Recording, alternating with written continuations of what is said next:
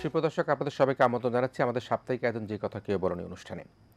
আজ আমরা কথা বলবো যে বিষয় নিয়ে, সেটা হচ্ছে কর্পোরেট সুশাসনে কোম্পানি আইনের প্রয়োগ। এটা অত্যন্ত একটা গুরুত্বপূর্ণ বিষয়, কারণ বাংলাদেশে প্রায় 3.5 লক্ষ বিভিন্ন প্রতিষ্ঠান আরজিসির আন্ডারে, অর্থাৎ register of joint stock companies and ফার্মেসির অধীনে তারা নিবন্ধিত রয়েছে। এবং এই নিবন্ধিত কোম্পানিগুলি কীভাবে পরিচালিত হয়, কিভাবে এই প্রতারণার সুযোগ তারা তৈরি করবার চেষ্টা করে, একই সাথে নিয়ম বিধিবিধান নিয়ে আমরা কথা বলবো। আমাদের সাথে অতিথি হিসেবে আজকে স্টুডিওতে অতিথি রয়েছেন অত্যন্ত গুরুত্বপূর্ণ একজন ব্যক্তিত্ব, registered of joint stock companies and firms আরজিসির সম্মানিত ডেপুটি রেজিস্ট্রার জনাব মোহাম্মদ হারুন রশিদ রয়েছেন আমাদের সাথে।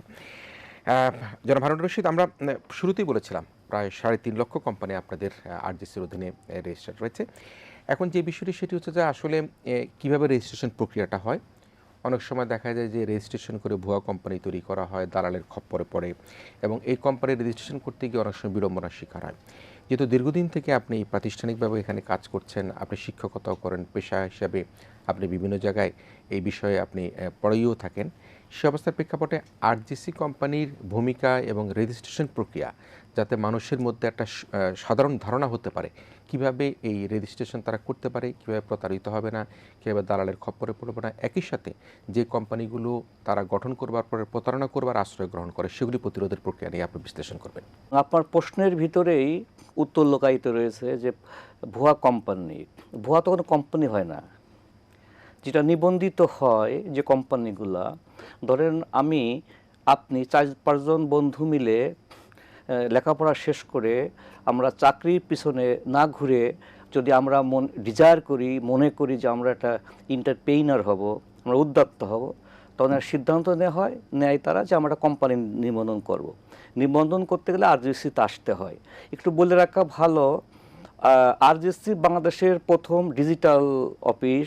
2002 সাল থেকে আরজিসি এই ডিজিটাল পদ্ধতিতে কোম্পানি নিবন্ধিত করে। কোম্পানি শুধু নয়, কোম্পানি, পার্টনারশিপ, সোসাইটি, ফাউন্ডেশনস, আবার ট্রেড অর্গানাইজেশন, টিও যাকে বলা হয়, ফরেন কোম্পানি, নতুন করে কোম্পানি আবার একটা আইন অ্যামেন্ডমেন্ট হয়ে ওপিসি হয়েছে 2020 সালে। 2020 সাল থেকে ওপিসি মানে 1 পার্সন কোম্পানি চালু হয়েছে। এবং এই কোম্পানি নিবন্ধন করতে গেলে প্রত্যেকের নাম নিতে হয়। এই নামটা অনলাইনে আবেদন করতে হয়। আপাত ওই দিন 10 মিনিটস বা 20 মিনিটসের ভিতরে নামটা আপনি অটোমেটিক পেয়ে যাবেন। এই নামটা পাওয়ার পরে কোম্পানির একটা মেমোরেন্ডাম তৈরি করতে হয়। Memorandum of associations, articles of associations. Memorandum of association উদ্দেশ্য হচ্ছে কোম্পানি কী ধরনের ব্যবসা করবে, কোম্পানির উদ্দেশ্যটা কী, কোন টাইপের ব্যবসা করবে। আর কোম্পানির একটা অংশ আছে বইয়ের, যে বইটার যে অংশের নাম আছে গঠনতন্ত্র বা articles of association, how to run company কীভাবে চলবে। এই প্রক্রিয়া মানে তৈরি করে এই কোম্পানির যে ব্যবসা বাণিজ্য এবং আর্টিকেলস অফ অ্যাসোসিয়েশন তৈরি করে আরজিসি দাখিল করতে হয়। এবং আরজিসি দাখিল করার সময় আমাদের ওয়েবসাইটে 6টি ফর্ম আছে। 6টি ফর্ম 1, 6, 9, 10, 12 এগুলো ফিল আপ করে আরজিসিতে অনলাইনে জমা করতে হয়। এবং আপনি শুনলে আরও খুশি হবেন যে 2009 সালের পরের থেকে আর কোনো ক্লায়েন্টসকে নতুন কোম্পানি রেজিস্ট্রেশন করার জন্য আরজিসি অফিসে উপস্থিত হতে হয় না। আপনি যদি রংপুর বসেও চিন্তা করেন যে আমি একটি কোম্পানি নিবন্ধন করব, রংপুর বসে যদি আপনি কোম্পানির বইটা আপলোড দিতে পারেন অনলাইনে, এবং আপনি ওখান থেকে আমাদের যে ব্যাংকের চালানের মাধ্যমে এটা অটোমেটিক চালান চালু প্রিন্ট হবে, আপনি ওইটাকে ব্যাংকে জমা করবেন। ব্যাংকে জমা করার সর্বোচ্চ 20 মিনিটের ভিতরে আরজিসির মানে সার্ভারে এটা যুক্ত হবে। যুক্ত হওয়ার পরে অফিস আদেশ অনুযায়ী যে অফিসারের নামে যে অ্যালফাবেট অ্যাসাইন করা থাকে ওইটা সে তার কাছে চলে যাবে। সে আমাদের কোনো কোম্পানি একদিন, কোনো কোম্পানির 6 ঘন্টা রেজিস্ট্রি হয়। সর্বোচ্চ 3 দিনের ভিতরে আমাদের 90% কোম্পানি নিবন্ধিত হয়। নিবন্ধিত হওয়ার পরে যে মানে কম্পিউটার থেকে বা যেখান থেকে কোম্পানিটাকে আপলোড দেওয়া হয়, ঠিক ওই যে নাম্বারে এখানে মেল নাম্বার দেওয়া হয়, ওই মেল নাম্বারে কোম্পানির মেমোরেন্ডাম এর সার্টিফাইড কপি এবং ইনকর্পোরেশন সার্টিফিকেট মানে উদ্যোক্তা গ্রহণ করতে পারে। সেহেতু আপনি যে কথাটি বললেন যে এটায় কোনো রকমের কোনো হ্যারাসমেন্ট হয় কি না, আসলে হয় না। এটা সাবমিশন যদি ভুল হয়ে যায়, যদি আপনি বাজার থেকে একটা ভালো সবজি কেনেন, নিশ্চয়ই আপনার পরিবার যখন রান্না বাড়া করে আপনাকে সামনে মানে প্রেজেন্টেশন করবে, ভালো একটা খাবার দিতে পারবে।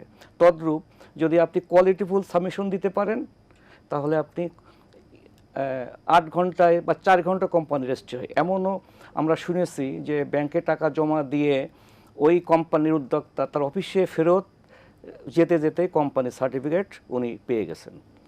জি, সেটা তো নিশ্চয়ই আমরা এই প্রক্রিয়াগত যে জটিলতা ছিল সেগুলি দূর করার সুযোগ তৈরি হয়েছে। এখন যে বিষয়টা সেটা হচ্ছে অনেকগুলি কোম্পানি যেগুলোর নিবন্ধিত হতে গেলে তার পূর্বে বা পরম্পরায় বিভিন্ন সময় এগুলি তদন্ত করবার একটা প্রক্রিয়া রয়েছে। কী ধরনের কোম্পানিগুলোকে তদন্ত করবার প্রক্রিয়ার মধ্যে ফেলা হয় এবং এই তদন্ত প্রক্রিয়ার জটিলতা কী, কেন তদন্ত করা হয়, সেই জায়গাটাকে আপনি কীভাবে বিশ্লেষণ করবেন?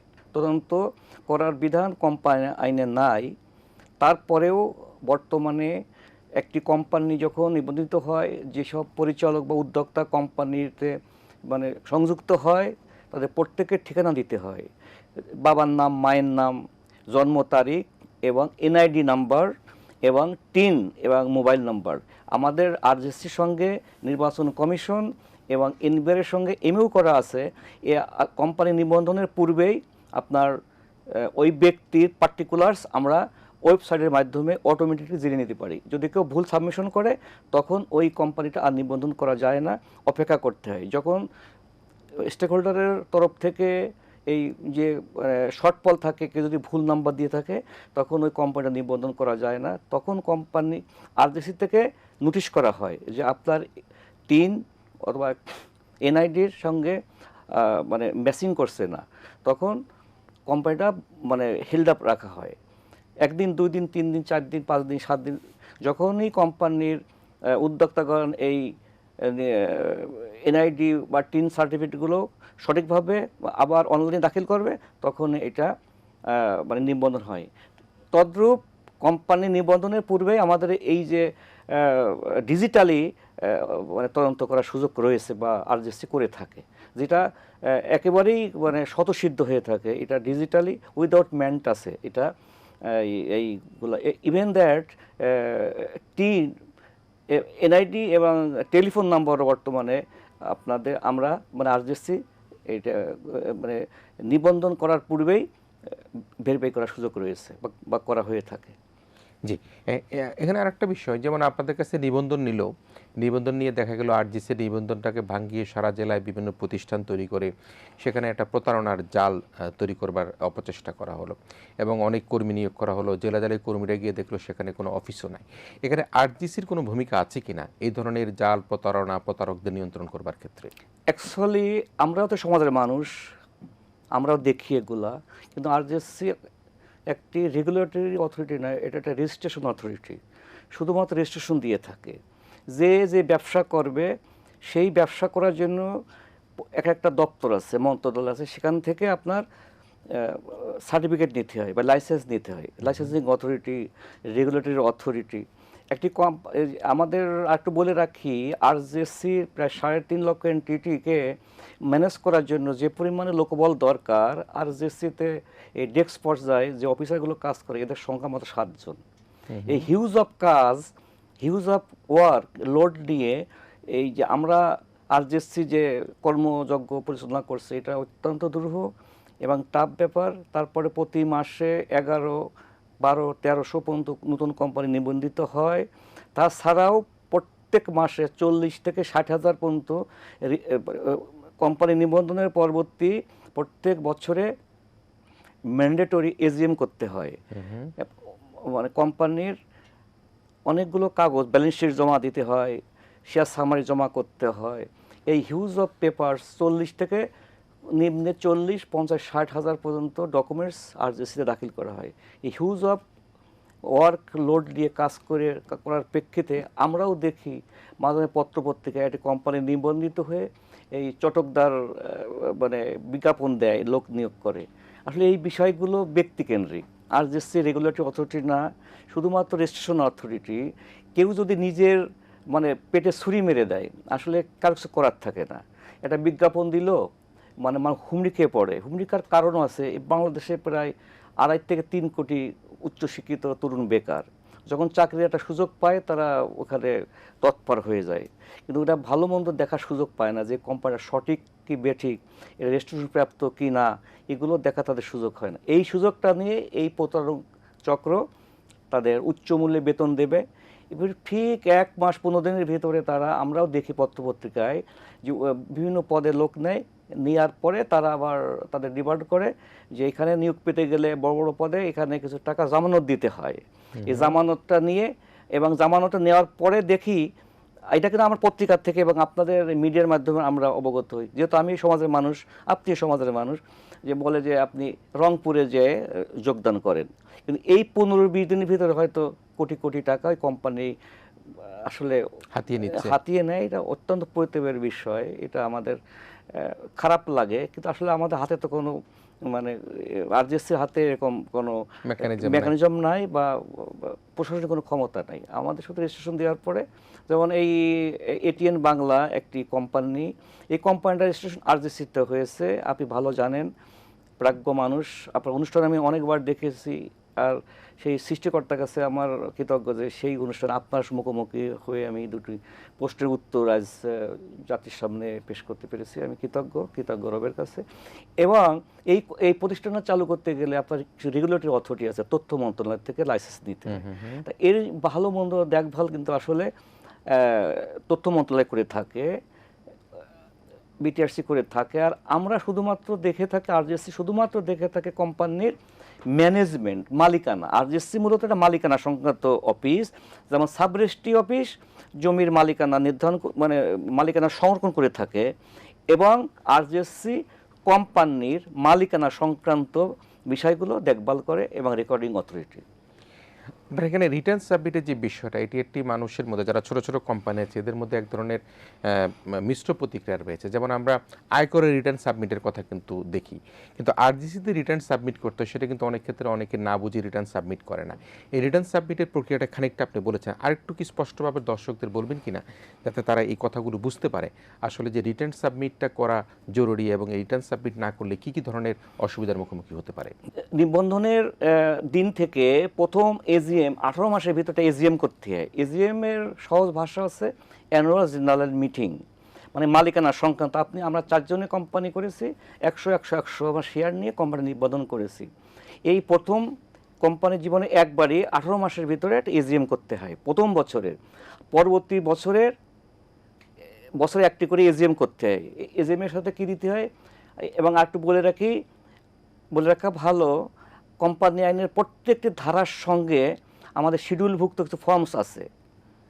এই ফর্মসগুলো আরজেসি দাখিল করতে হয়। এই ফর্মসগুলো দাখিল করতে হয় অনলাইনে এবং ডিজিটালি। প্রত্যেক বছর কোম্পানির মাত্র এক একটা ডকুমেন্টসের জন্য 200 টাকা ফিস দিতে হয়। তাহলে প্রাইভেট কোম্পানির জন্য মাত্র 4টি কাগজ জমা দিতে হয়। ব্যালেন্স শিট জমা দিতে হয়, 23-এর বি জমা দিতে হয়, শিডিউল 10 জমা দিতে হয়, পি জমা দিতে হয়। মাত্র 800 টাকা ফিস আর 15% ভ্যাট। এটা 920 টাকা জমা করতে হয়। এবং এইটা জমা যদি না করা হয় তাহলে কি হয়, ইন ফিউচারে লিটিগেশন অ্যারেস্ট করে।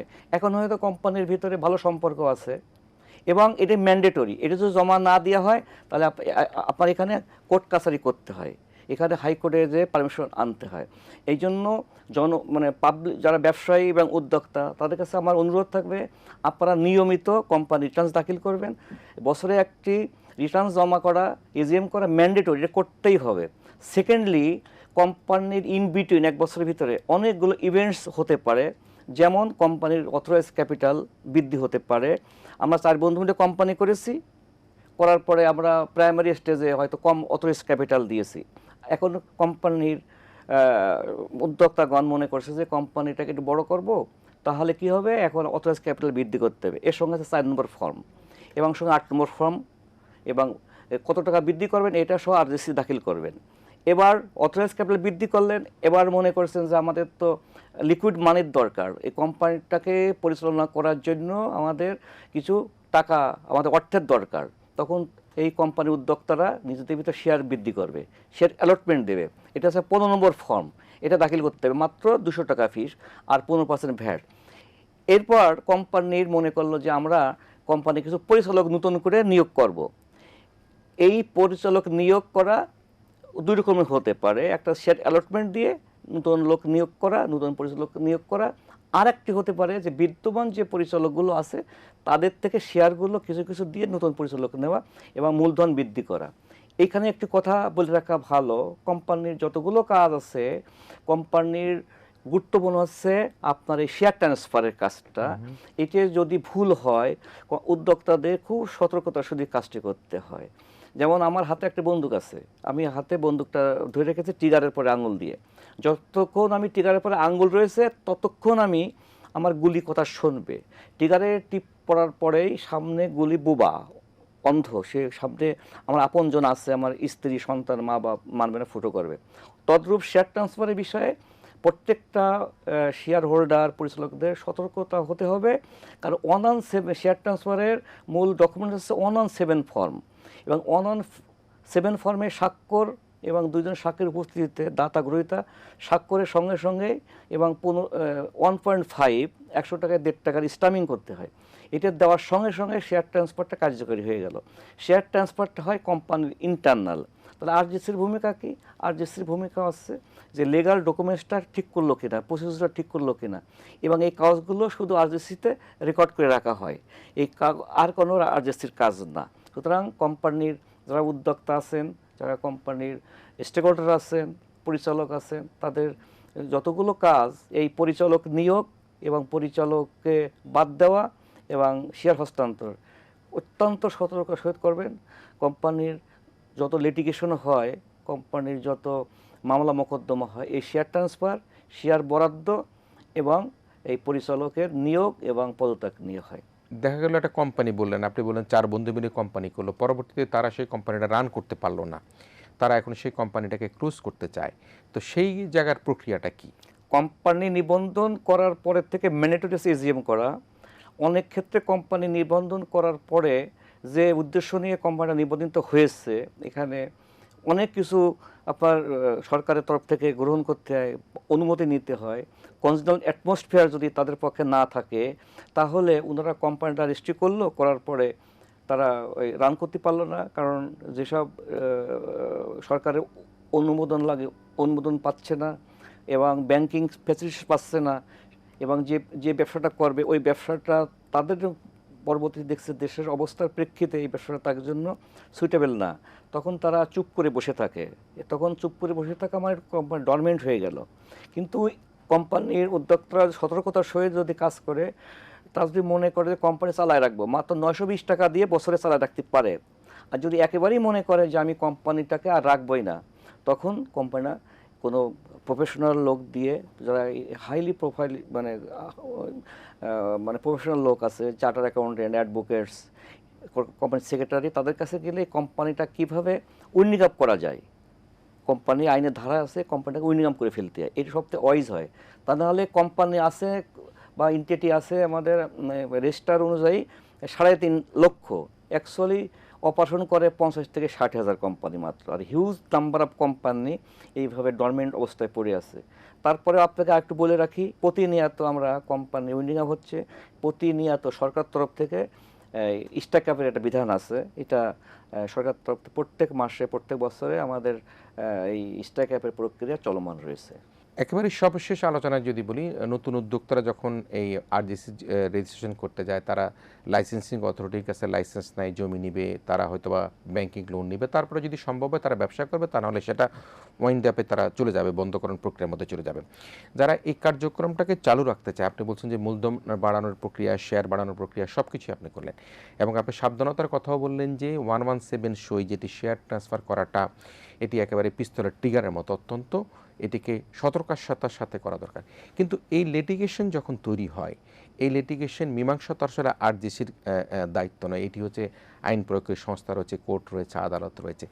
সেই অবস্থার প্রেক্ষিতে আরজিসির কি কোনো ভূমিকা আছে কিনা এই লিটিগেশনের সেই যিনি অভিযোগকারী বা অভিযুক্ত তাদের পক্ষে বিপক্ষে কোনো রকমভাবে জেরায় অংশগ্রহণ করার বা সহযোগিতা করার জন্য? জি না, কোম্পানি আইনে রেজিস্ট্রারে এমন ক্ষমতা দেওয়া নেই। আসলে কোম্পানির যতগুলো ঘটনা, যতগুলো কর্ম সব হয় কোম্পানি ইন্টারনাল, বোর্ড মিটিংয়ের মাধ্যমে, বোর্ড মিটিংয়ের মাধ্যমে হয়, যে কোনো সিদ্ধান্ত বোর্ডের মাধ্যমে। এখন কোম্পানির শেয়ার ট্রান্সফার হয় কোম্পানি ইন্টারনালি, কোম্পানির দাতা গ্রহীতার উভয় উপস্থিতিতে শেয়ার ট্রান্সফার হয়।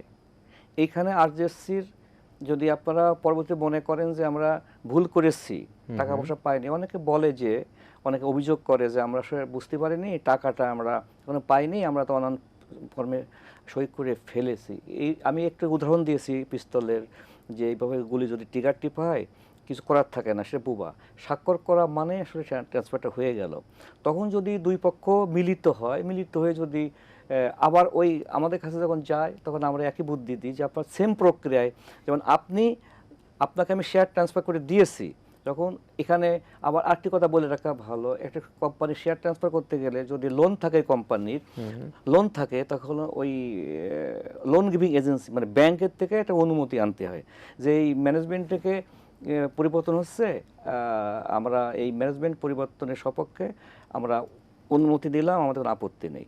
অনেক ক্ষেত্রে কোম্পানির এই লোনের বিষয়টা থাকা অবস্থায় কোম্পানির শেয়ার ট্রান্সফার, ব্যাংক কোম্পানি আইন 87 ক ধারায় লেখা আছে যে যদি এই ব্যাংক কোম্পানি আইনকে ইগনোর করে আরজিসিতে মানে 117 বা শেয়ার হস্তান্তরের প্রক্রিয়া এগুলো শুরু করা হয়, আরজিসি এটাকে রেকর্ড করতে পারে না, কারণ ব্যাংকের অনুমতি লাগে। তদ্রূপ এরকম ঘটনার প্রেক্ষিতে যখন আরজিসিতে দুই পক্ষ শেয়ার ট্রান্সফার করে, যে পরবর্তীতে তারা মনে করে যে শেয়ার ট্রান্সফারটা আমরা এখন করবো না, ভুল হয়েছে, তখন গেলে আমরা তাদের এইটুখানি সাহায্য করতে পারি যে আপনার সেম প্রক্রিয়ায় আপনাকে আমি দিয়েছিলাম, আপনি আবার আমাকে সেম প্রক্রিয়ায় ট্রান্সফার করে দেন। কিন্তু এটা ক্যান্সেল করার ক্ষমতা আরজিসি রেজিস্ট্রারের নাই, একমাত্র ক্যান্সেল করার ক্ষমতা আছে মহামান্য হাইকোর্টের।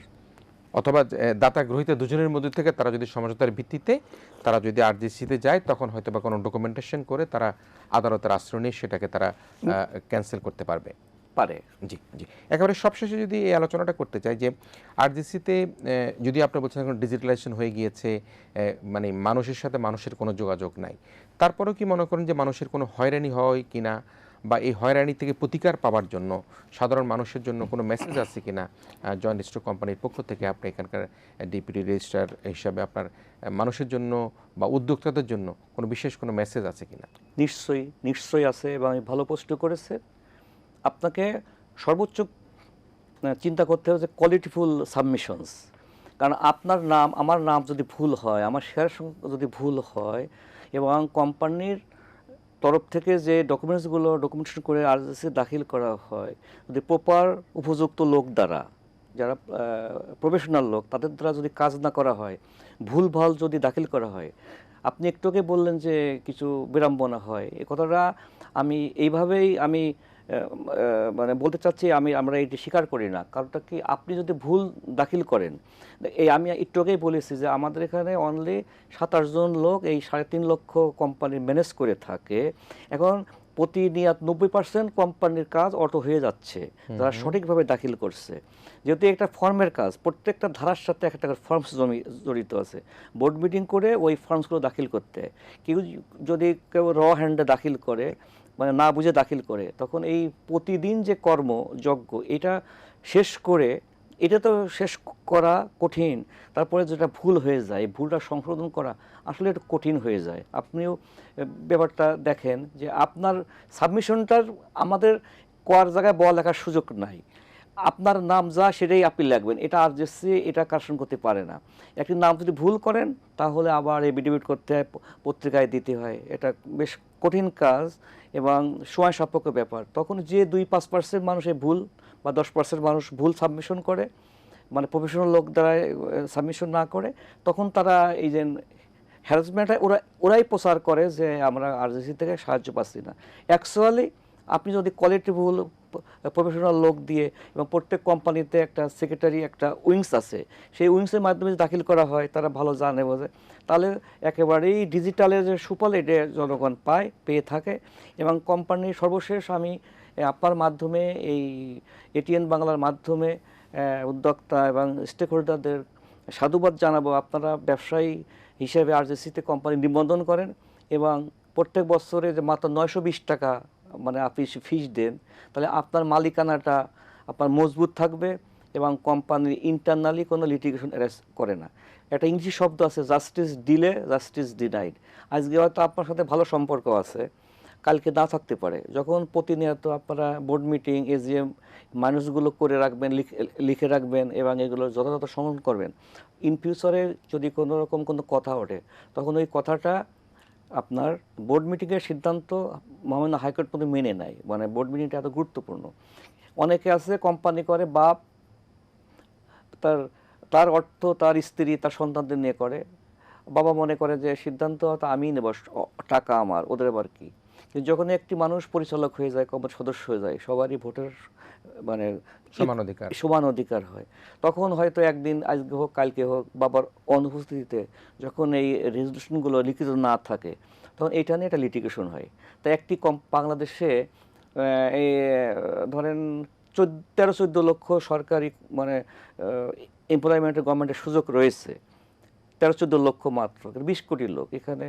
একটু আগে আমি বলেছি যে প্রায় 2.5-3 কোটি মানুষ শিক্ষিত বেকার রয়েছে, যার জন্য প্রতারণার শিকার হয় মানুষ।